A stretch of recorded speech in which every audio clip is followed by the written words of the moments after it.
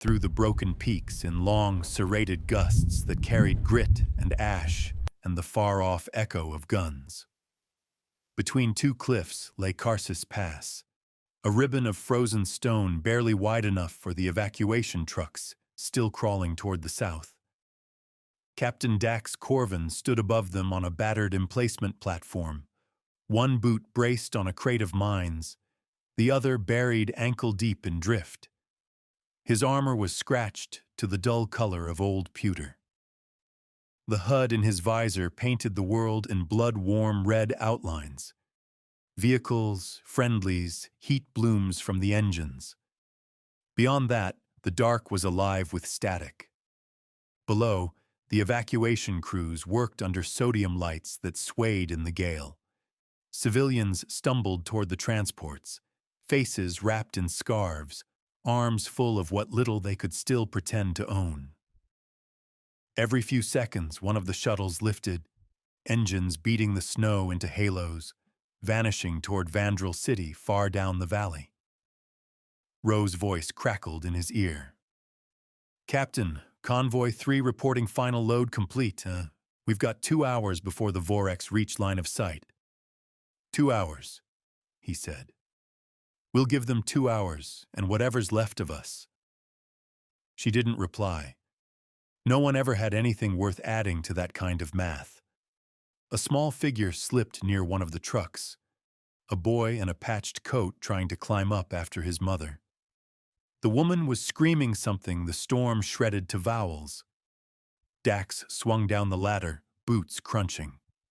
He scooped the kid up one-handed, set him inside the cargo bed, and slammed the tailgate. "You staying?" the boy asked, wide-eyed. "Someone's got to keep the lights on." The boy frowned. "They said the monsters eat lights." "Then they'll choke on this one," Dax said. The truck lurched forward, tires spinning until they found grip. Its taillights burned twin wounds in the snow and were gone. Dax stood watching until the dark healed shut. Inside the command bunker, the air was warm but smelled of coolant and men who'd stopped believing in showers. The holotable hummed faintly. On it, the pass glowed green, and the valley beyond it burned red with contacts. Sergeant Donnell leaned on the table's edge, chewing something that might have started life as gum. "So, Captain, we doing this pretty or practical?" "Practical," Dax said. "Pretty died 3 wars ago." Lieutenant Rowe tightened the strap on her shoulder plate. "Mines are set in a V pattern, just like you ordered. If the hive comes straight through, we'll cut them into channels." "They won't come straight," Dax said. "They learn." He zoomed the map outward. The enemy indicators pulsed in organized waves. Each pulse vibrated faintly through the projector glass. You could almost hear them if you pressed close. Private Hale hovered near the heater, hands trembling around a disassembled rifle bolt. 19, fresh from academy. He still had that lost puppy look that war hadn't managed to chew off yet. Dax pointed at him. "Bolt goes in backward like that. You'll ventilate yourself before the bugs touch you." Hale flushed, fixed it, nodded. "Sir, sorry, sir." "You'll get plenty of chances to apologize later," Donnell said. "Assuming later exists." Rowe shot him a glare. "You inspire confidence, Sarge." He grinned. "Confidence gets you lazy. Fear keeps you honest." Dax let the banter roll. He'd learned not to snuff the small fires men made against the dark. When it faded, he drew the marker from his pocket, uncapped it, and wrote 3 words across the breastplate of his armor. Then he tossed it to Rowe. One by one, they copied the same phrase. The ink looked almost black in the low light. "Hold the line." Hours later, the pass was quiet except for the wind. The bunkers squatted low and ugly against the slope, their guns like frozen eyes staring north. Dax climbed to the parapet. The sky was black iron, and the snow glowed faintly with reflected city light from the far horizon. He tried not to think about Sarin IV, about the shimmer in the sky when the hive ships broke orbit, about how the ground itself had started to hum before the first Voreks appeared. The sound had come through every wall, through the soil, through the body. Lyra had covered their son's ears and said it was only thunder. By the time she realized it wasn't, there was no more air to scream into. He shook the memory off like a coat of dust. Behind him, the first turret crew was checking feed belts, fingers moving with the slow precision of monks lighting candles. Then he felt it. A vibration under his boots. Faint at first. More suggestion than sound. It rose, deepened, became rhythm. The hive was close. "Positions," Dax said into the comm. "Eyes front." The snow at the mouth of the pass began to move. Not blown, not stirred, but lifted, grains trembling in patterns like the skin of a drum. Shadows resolved into shapes. Angular, insectile, walking on too many legs. Voreks. They came in deliberate ranks, the leading edge shimmering with heat. Their carapaces were translucent, glowing dull orange from the friction of their own motion. Every few seconds one would shudder and vent steam through gill slits along its thorax, as if stoking itself. "Target acquisition," Rowe called. "Range 800. Wait for my mark." The creatures began to hum. It was the same note Dax remembered from Sarin IV, an impossible resonance that made the fillings in his teeth ache. The snow at his feet danced to it. "Now," he said. The pass exploded into light. Autocannons hammered. Mines went off in chain reaction down the slope. The air turned orange, then white. The front ranks of the Voreks disintegrated under the barrage, limbs spinning end over end. The rest came on through the fire. Rowe's voice. "Reload! Reload! Reload!" Hale's gun jammed. Dax saw him freeze. He vaulted the parapet, grabbed the rookie by the harness, slammed him against the wall hard enough to rattle plates. "You breathe until they don't." Hale's eyes cleared. He nodded, unjammed the weapon, fired. The first wave broke after 20 minutes. The second hit before the smoke thinned. Dax switched to controlled bursts, walking the stream across the advancing ranks. The ground trembled under the weight of them. One of the Voreks lunged over the trench lip, taller than a man, claws like sickles. Dax met it with a bayonet thrust, twisted, fired 3 rounds through its chest. Acid blood splattered, sizzling against armor. When it was done, there was silence again. Thin, sharp, the kind that hurts the ears. Steam rose in curtains. The snow looked black and glassy where Ichor had boiled it. "Report," Dax said. 17 confirmed kills in Sector 1, Rowe answered. 5 wounded. Donnell leaned on the parapet, breathing like a forge. "That was just a feeler wave. You know what comes next." Dax nodded. He looked to the horizon, and for an instant he thought the night itself was moving. Then he realized it was. The mountains were crawling. The real swarm had arrived. The second assault came with wings. The Voreks gliders screamed down the slope in a storm of sparks, using their own dead as stepping stones. They hit the trench line like artillery shells. Metal shrieked. Bodies tumbled. Rowe tossed a flamer unit over the parapet, swept it side to side. The heat turned the snow into hissing vapor. A glider caught the edge of the flame, twisted mid-air, and crashed into the minefield behind them. "Left flank collapsing!" someone shouted. Donnell was already moving. He jumped onto the trench lip, his missing arm sleeve flapping empty. Blood loss had turned his face gray. He grinned at Dax. "Told you I'd go out loud." He pulled the pins on the 2 grenades clipped to his belt and tackled the largest of the Voreks head-on. Light. Noise. Then nothing but a hole where both had been. Ro swore softly and kept firing. By the 4th hour, the guns were down to half their belts. Ammo counters blinked yellow. Hale's visor showed a thin spider crack that leaked light every time he fired. "Command says transports are lifting," Ro reported, voice hollow. 5 minutes to clear." "Then we give them 5, Dax said. He keyed his mic to all channels. "Every second we hold is a heartbeat Vandrel gets to keep. You've got one job. Make them pay for each one." He climbed the embankment to the forward gun, shoulders burning. The barrel was red hot. He braced it with both hands, fired in long, deliberate sweeps until the trigger clicked dry. Then he drew his sidearm and kept going. The Voreks swarmed over their own dead, climbing the slope. Some were half melted from flame but still moving. One landed behind him. He spun, emptied the pistol into its head until it stopped twitching. Ro yelled something.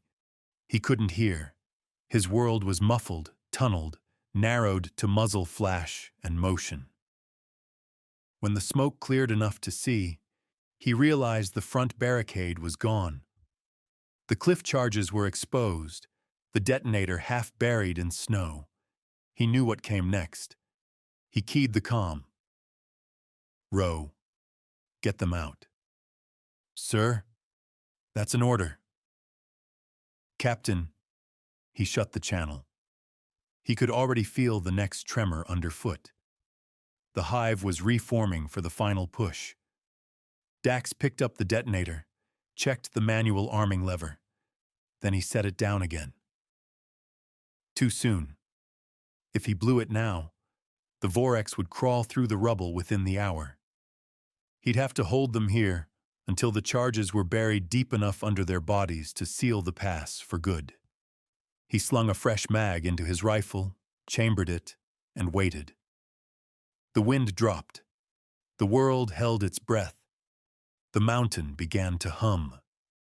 The hive came in a wall of light.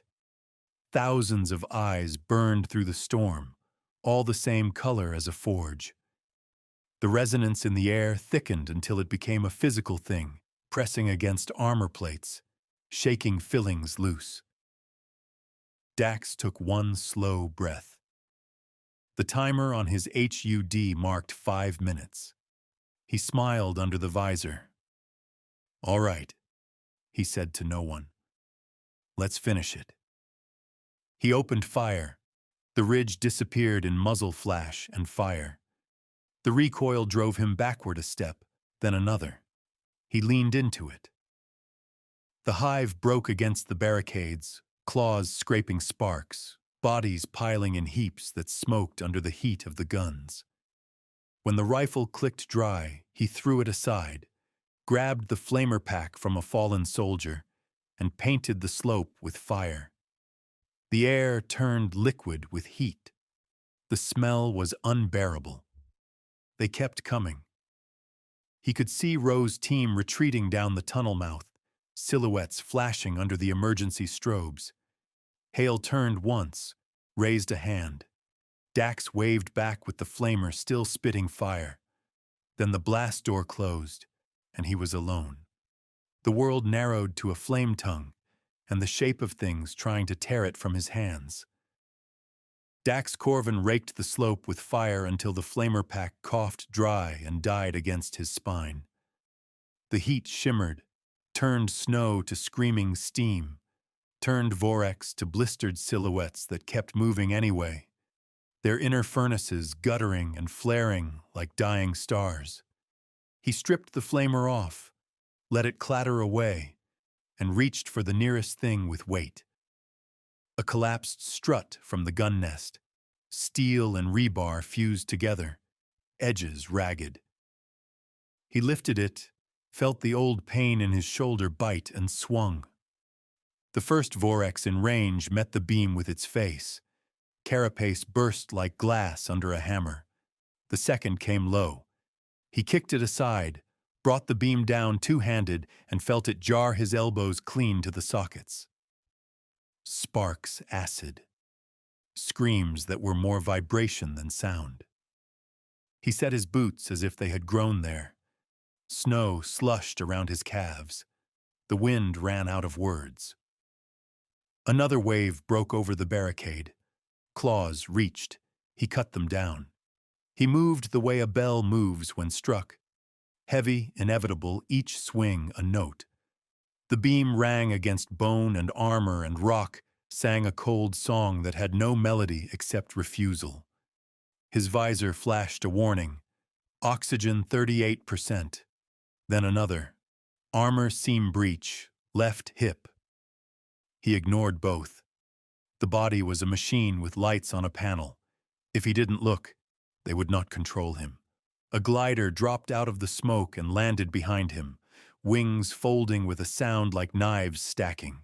He felt the hum climb his spine, Vorek's resonance trying to shake him apart from the inside, and spun into it, beam rising. The impact split the wing and drove the creature into the parapet. He pinned it there and leaned until bones gave, and heat spilled over his hands like steam. "Next," he said to the dark, and the dark obliged. They were everywhere now. Legs clicking, bodies scraping, heat pooling in their cores until the air trembled. He fought them back a pace at a time. When they took that pace, he took it again. His breath came in iron saws.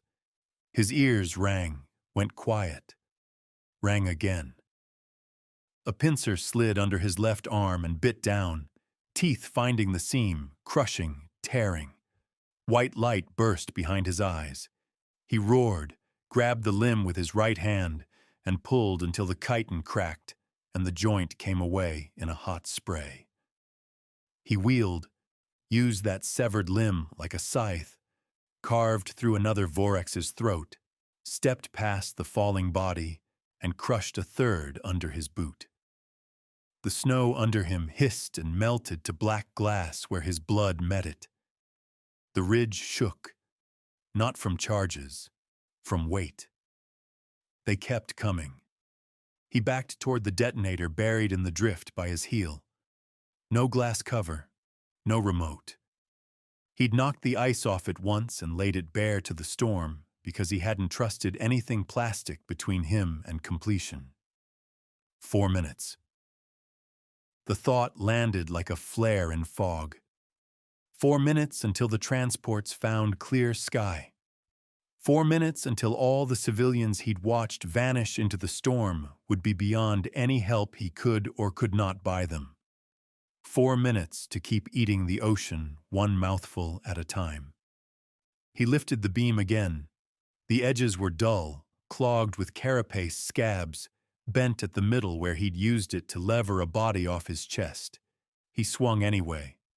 The beam met a skull and kept going, dug a trench in the snow, came up trailing blackness.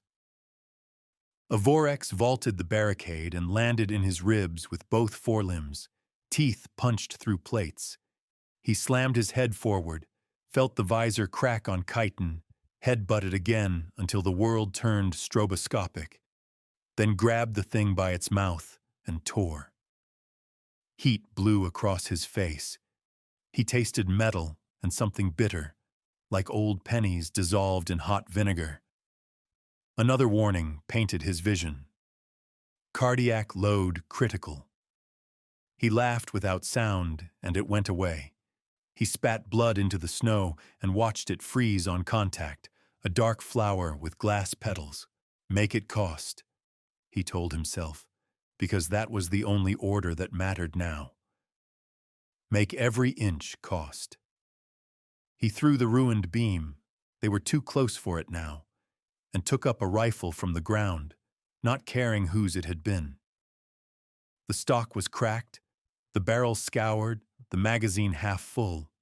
He fired it until it clicked dry, then used it the way he'd just used the beam. A club, a pick, a lever. The stock gave up on life in his hands. He kept swinging the barrel like a mace. The resonance pressed him flat. It wanted his bones to unthread, his organs to gently let go. He could feel the cavity of his chest thrumming in time with the hive's hunger, a glass full of sound. He answered with motion. As long as he moved, he held his shape. 3 minutes. He shifted his weight, drew the knife from his thigh plate, and went to work. Short, ugly cuts. Joints, gills, eyes. He didn't waste anything his hands did not have time to waste.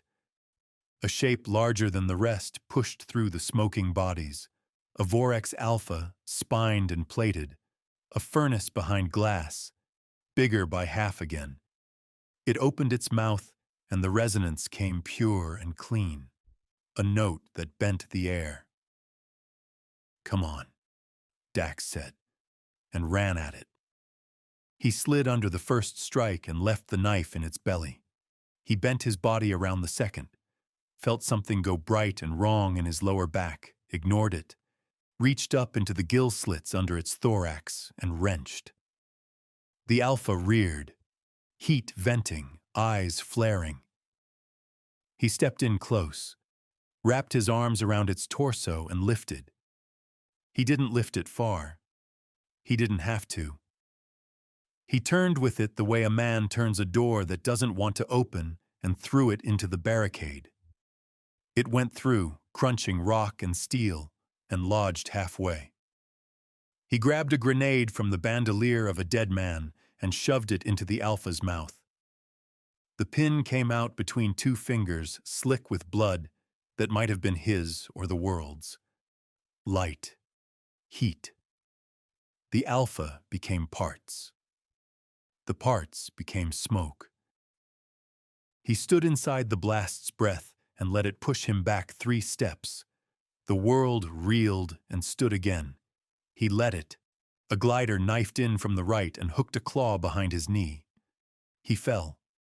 Hands and legs caught him before the ground could, slammed him against the parapet, tried to pull him apart like bread.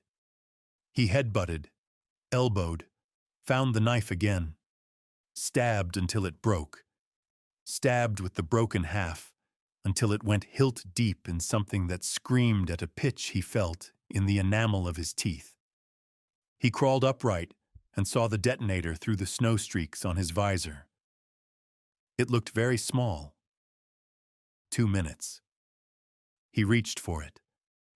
A pincer skewered his forearm through the gauntlet and pinned his hand in the air a handspan from the trigger. He looked at it, then at the thing attached to it, and smiled like a wolf dreams of winter. "Bad timing," he said, and pulled. Ligaments popped. The pincer tore away with a string of meat and cable and something that had once been the natural hinge of a joint. He stepped forward on a leg that didn't like the idea and brought his other fist down on the Vorek's head until it stopped objecting. The detonator sat in the snow without judgment. He didn't touch it. Not yet. The pass had to be full when it went. Not thinly held, choked. A plug of bodies and heat and metal that would fuse when the mountain came down and make a true wall, not rubble. Blow it too soon, and you left them tunnels. Blow it when the hive was committed, and you gave the world a scar. He turned back to the slope and found his next second of work waiting. He tore a turret's feed belt free, wrapped it around his forearm and hand, and used the heavy box of it like a shield. Claws scraped sparks off brass. He smashed faces with it, broke legs, used the corner like a hammer. When the belt spilled cartridges, they tinked into the snow like a hard rain and were gone under bodies. A Vorek ran up the parapet wall like a man might run up a ramp, tidy and sure. He met it with the shield and the broken rifle barrel, a left-right that would have delighted a boxing coach and horrified a surgeon. The jaw broke. The head followed. He let the body fall over his boots and didn't notice that his toes had gone numb. Something rammed him from behind, a mass of chitin and heat and momentum. He fell forward onto all fours, hands punching through crusted ice into slush that burned where it touched torn skin. Claws closed around his waist, seeking purchase in seams. He bucked, rolled, came up under the thing with a shoulder in its gut, and lifted until his spine shouted, and then kept lifting until the shouting sounded like cheering. He dumped it over the parapet and down the face of the pass. It pinwheeled into the dark, leaving a trail of molten drops that hissed where they struck stone. He let his head hang for half a second and listened to his own breath. It was a bad sound. It meant life. 1 minute. He stepped backward toward the detonator again, and the world narrowed. The slope, the humming sea of the Voreks, the knife edge of dawn cutting the clouds thin. It would be light soon, and then it would be day everywhere that wasn't here. He planted his feet. He took the broken rifle barrel in both hands and brought it up like a sword. He looked at the swarm that had come to end everything and found that he loved it very much for being worthy of this. "Come on," he said again, and they did. They surged. He met them in a blur of steel and bone. The barrel rang off chitin, his hands slipped, his breath tore itself to pieces and put itself back together. The resonance crawled down his throat like a wire and tried to strangle him from the inside out. He coughed it up as blood and kept going. A claw slid between his ribs from the back and found the meat of his lung. He arched, hissed, turned into the pain like a man turning into wind, took the arm at the joint with the barrel, and stepped through, leaving meat and metal and sound behind him in a single, ugly knot. 30 seconds. He could feel time as a texture now. Grit under his tongue, sand in the joints of his fingers. He didn't look at the timer. He didn't want to steal anything from it. He only wanted to buy. He backed into the detonator with his heel and felt the squared-off edge of the casing through the sole of his boot. He found the lever with his left hand without looking. It was ice cold. His glove stuck to it. He didn't pull. The swarm climbed the barricade and spilled over it. The ridge vanished under bodies and heat.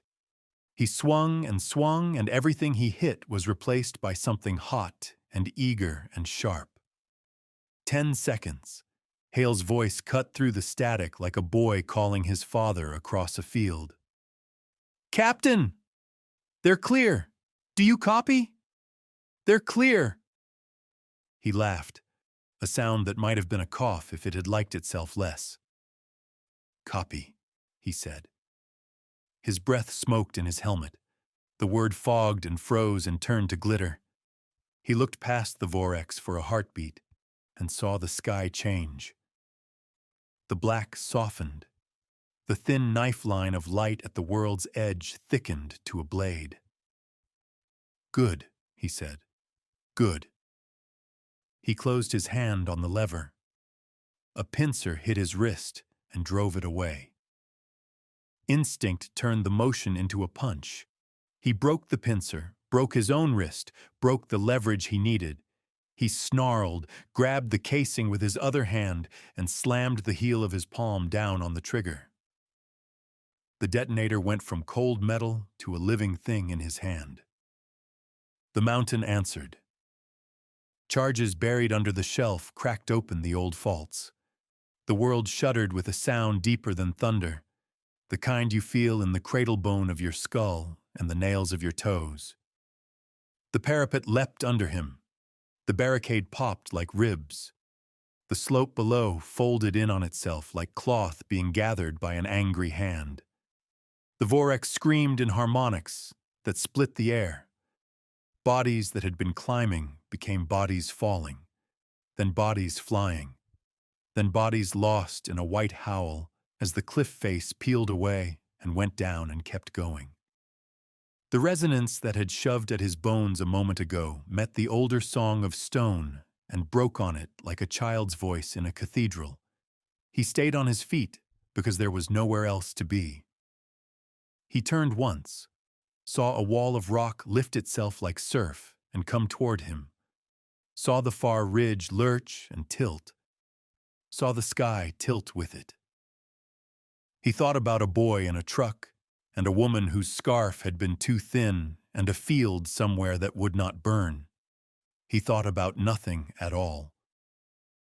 He looked at the swarm one last time, the nearest faces inches from his own, teeth and heat and humming hunger, and showed them his own teeth back.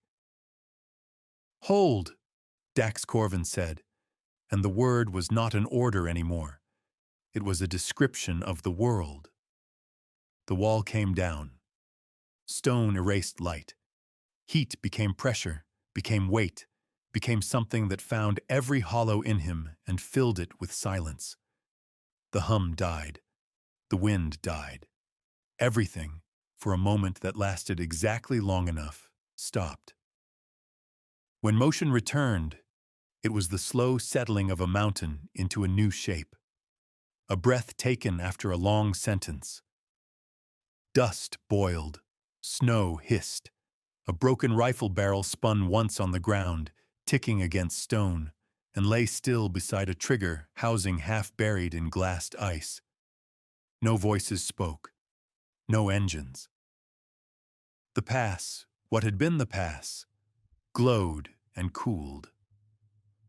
Above the new wall, the first clean sliver of morning found its way through the thinning storm and laid a knife of light across the fused rock. It cut nothing. It named nothing. It simply was. The light moved a finger's width, and then another. The world held.